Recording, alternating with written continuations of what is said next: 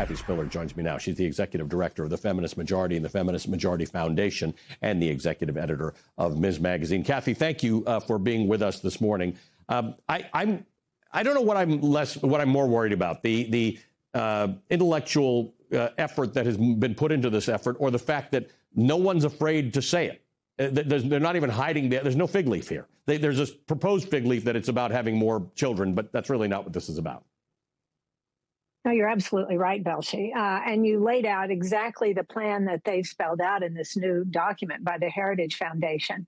They are determined to use whatever levers of power they have under the Trump administration to change tax laws, to provide incentives for women to have more children, to get married younger, to stay married even in bad relationships.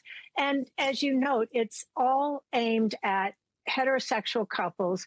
Upper and middle income will receive all the tax benefits. But I can tell you, I mean, this is the game plan of an authoritarian regime.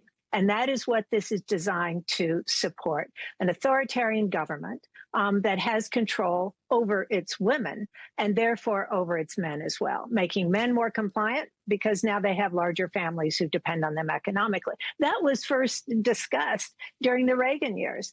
George Gilder, the economist, wrote a whole book about it. You've got to have tax incentives and restrictions that cause women to have larger families, stay married, and financially dependent on men. It's the only way they can control the larger population as well. So, Kathy, you know, when Project 2025 came out, we went through every piece of this thing. And it's a horrible read. It's not very well written. It's 922 pages. Donald Trump said it's not really true. He's not tied to it, even though most of the authors of this are now have a senior role in the administration. How do you get past, for most people, that this is not a joke? That it sounds ridiculous. The stuff I read sounded ridiculous, but it's not fringe internet stuff. It's not a joke. These are people who are very proximate to power right now.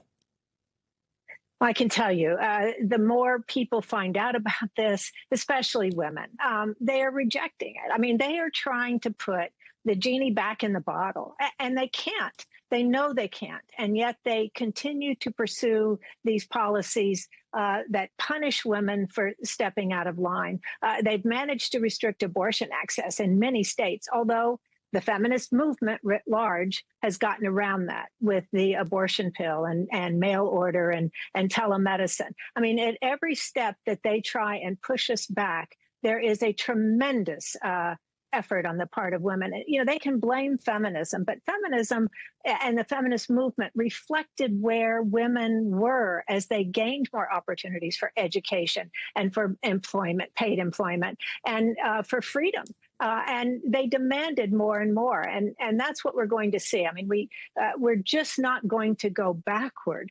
They're not going to be successful, although sounding the alarm is critical. For example, right now, the Republicans are trying to push through the Save America Act in the Senate. That would dramatically harm access to the vote for women who had changed their names or hyphenated their names when they got married to be able to meet the requirements that yes. new act would set out. So they're doing everything they can to reduce our power, restrict our access to contraception, to abortion, to the workplace, to now they want to restrict access to education.